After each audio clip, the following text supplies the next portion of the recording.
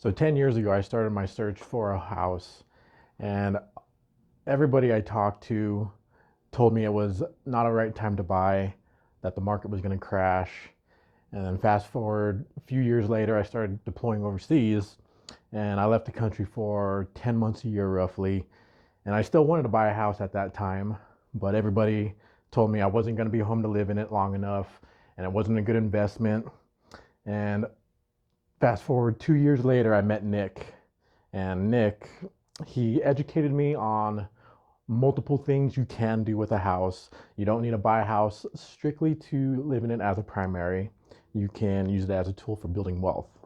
So, along with all the education that Nick provided, I felt extremely comfortable about pursuing my first home purchase with him. And after the feeling of my first close, um, that feeling alone, I wanted to bring to other people that think they cannot buy a house as well. There's a lot of different ways you can go about it, a lot of different loan programs, and it's just a matter of fact of who you talk to and what they know and how they educate you.